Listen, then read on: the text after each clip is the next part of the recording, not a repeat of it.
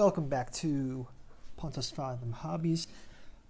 We are on turn 13 of our yog-sothoth game walkthrough. 13th turn.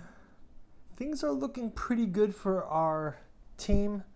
Nobody's really been beaten down. There is a huge monster surge on Tokyo. We've keep spawning monster surge. I don't think we'll ever get to that expedition. I mean, this would take all of us to arrive. And Sydney is even worse. There's about 5 monsters here.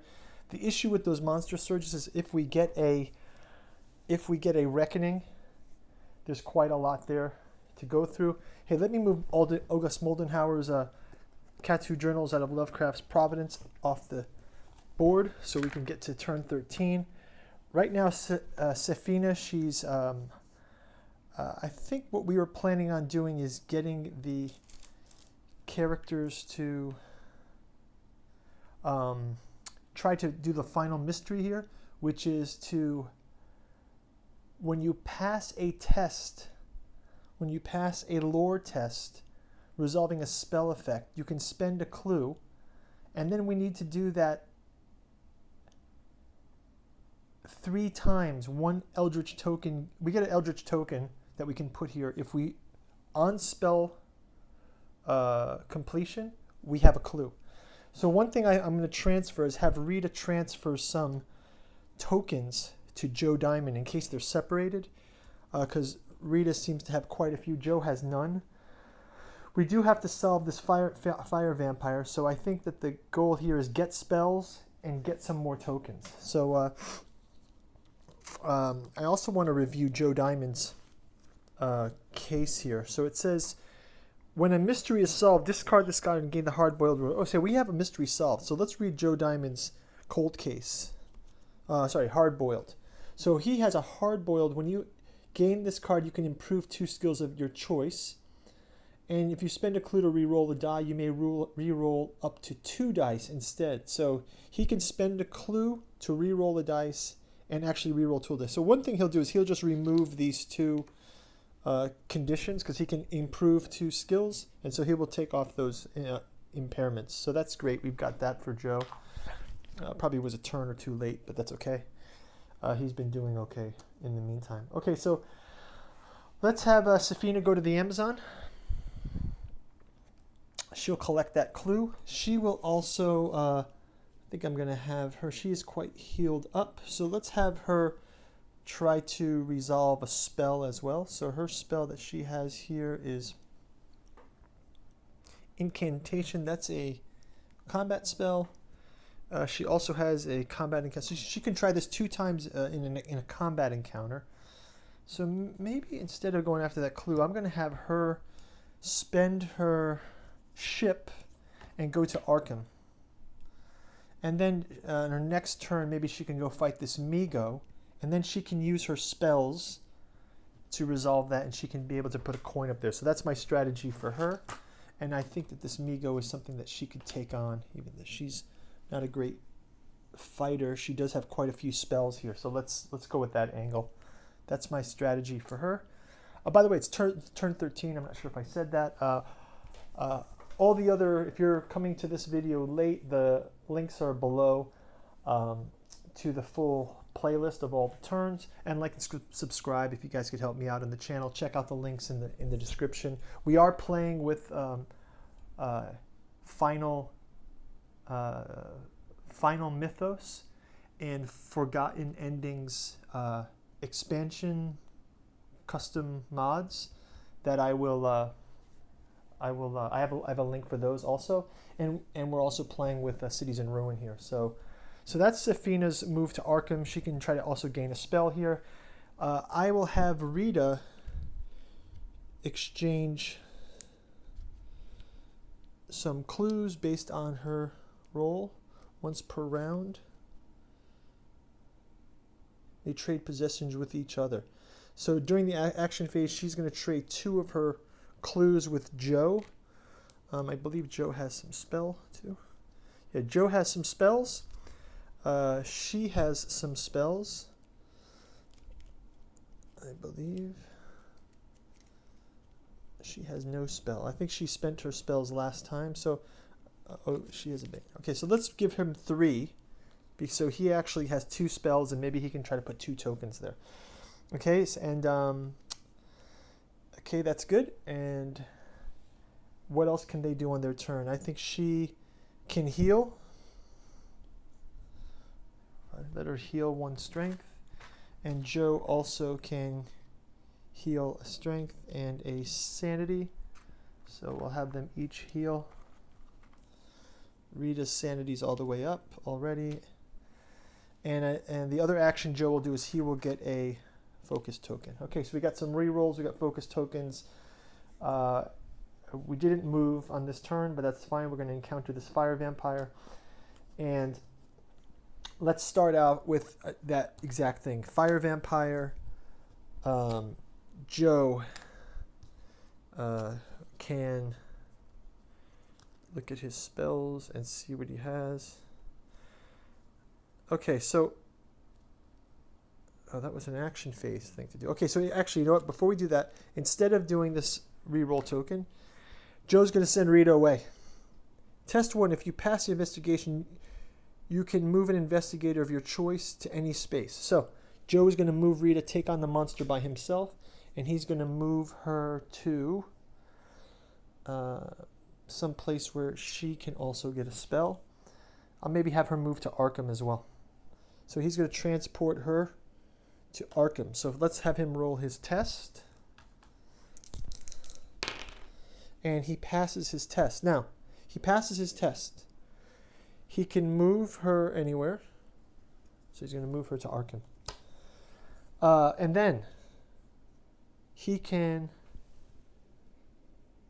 spend a clue because he's resolved. Okay. So it says if the investigator passes a lore test while resolving a spell effect, he may spend 1 clue and discard that spell effect and get an Eldritch token placed on this. Okay, so he will discard this spell, but I think he does have to flip the card. He has to flip the card first. And it says plumb the void. Resolve the effect based on your test results. So one more time he has to roll. He rolls a 2. You bend the fabric of space-time to your will and the subject across the globe. No additional effect. Okay, so he's spent his spell. He's spent his clue. We have the Eldritch token, the first Eldritch token to close the Mythos. So this is a great move to win the game for the investigators. The forces of Yog-Sothoth maybe will not awaken. But there's still hope for them yet. Mythos phase is coming up. We only have a couple spaces away. This could get ugly fast, so let's see how it goes. Joe also has to fight this monster now on his own. So in his research, in his encounter, he's going to face against the fire vampire. Okay, so first of all, he's going to roll his will test. And again, he has the ability to re-roll 2 dice if he spends a clue. So let's have him roll. And he will spend a clue to re-roll the dice, so he doesn't have any bad effect from this. And he passes that. The next is he will do a strength test, including his re-rolling a die, roll an additional die, and he has the ability to re-roll with the rabbit's foot. He has the ability to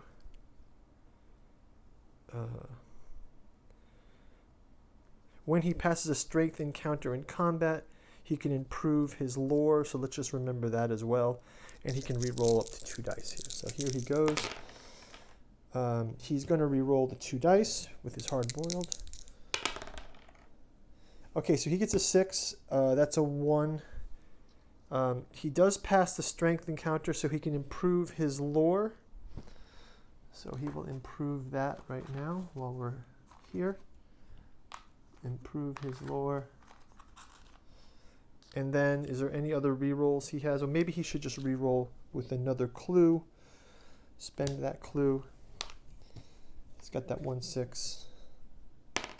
Got another 6. And does he have any other hope here to just kill this monster outright?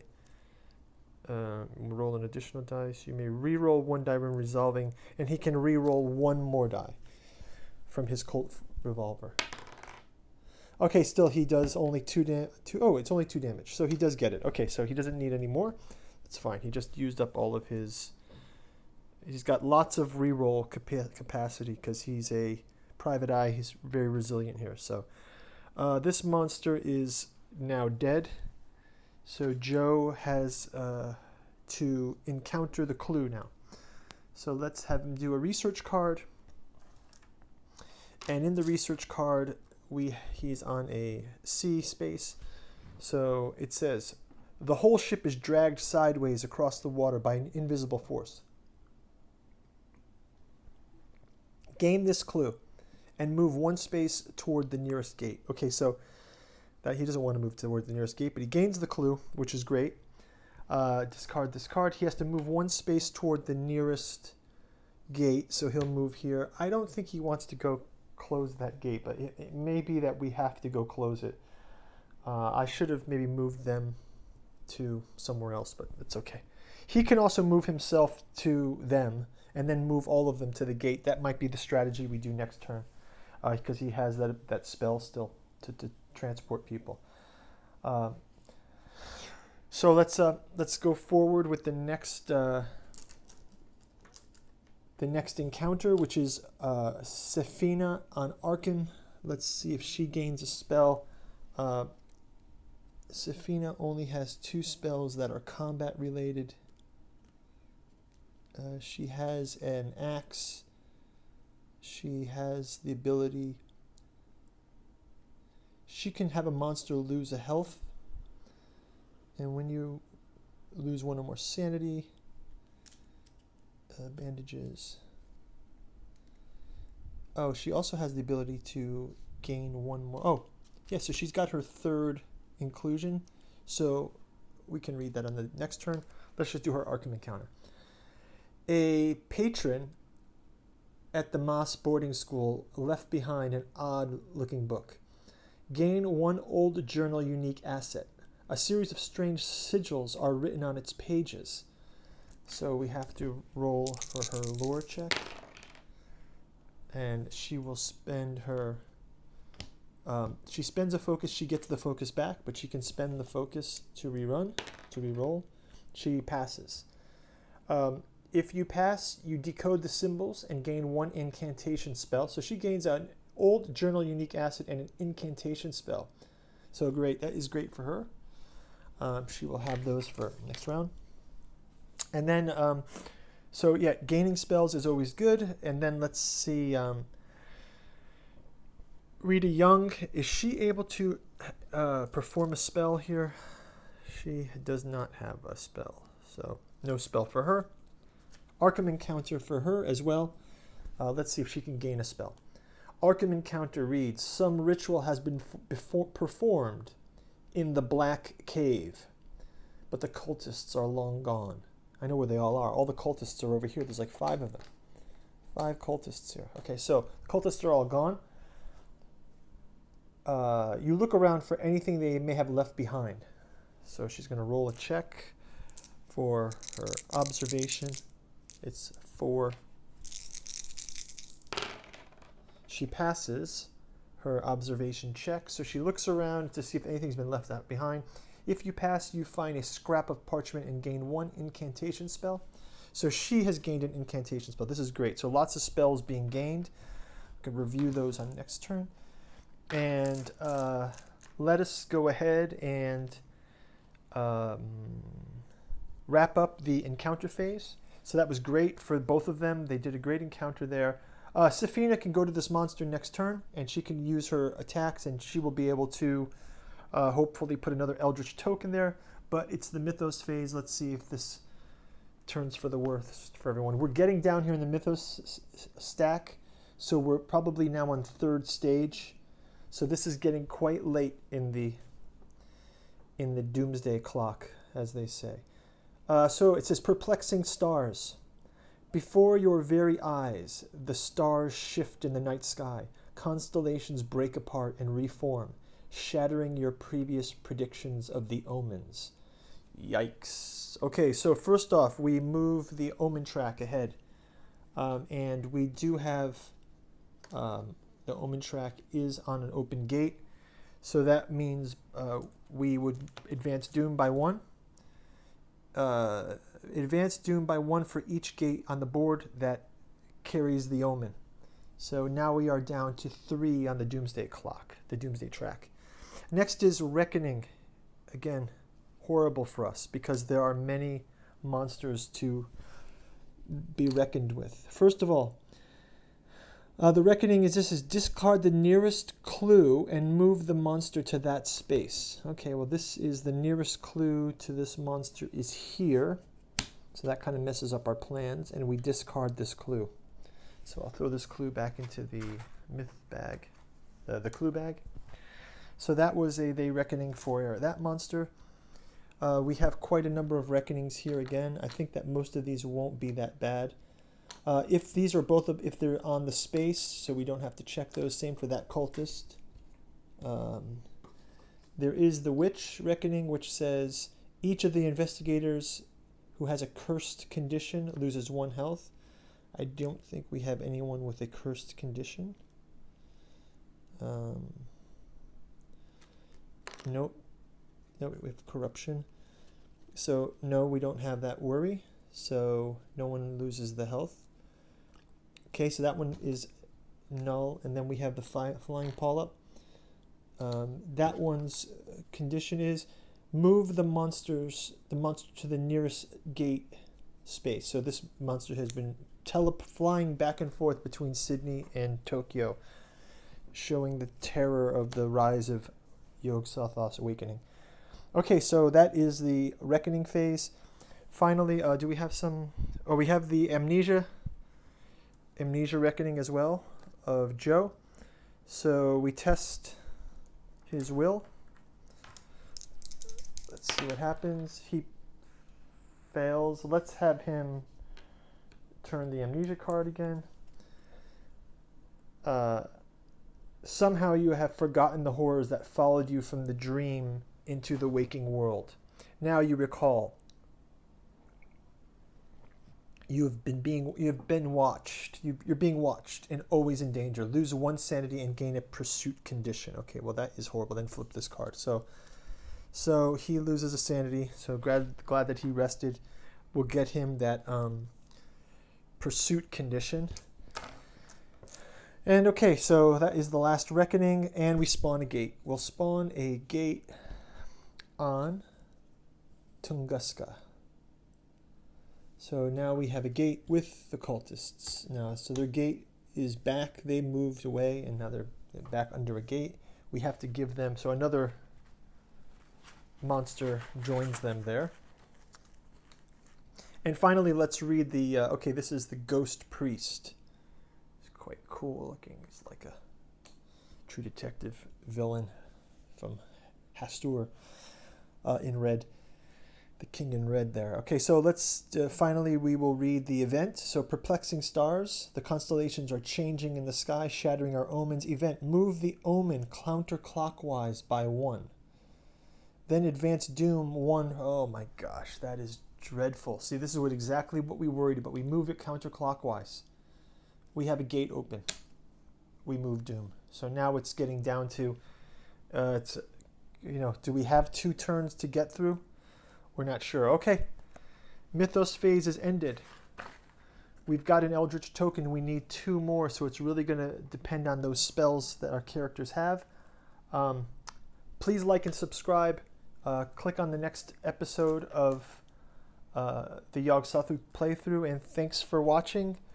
Leave a comment if you like it, and as I mentioned, I'll be doing some Cthulhu Wars and Cthulhu Death May Die gameplays and figure painting this month as well. So let me know what you guys like to see, and talk to you soon. Thanks a lot for joining. Bye-bye.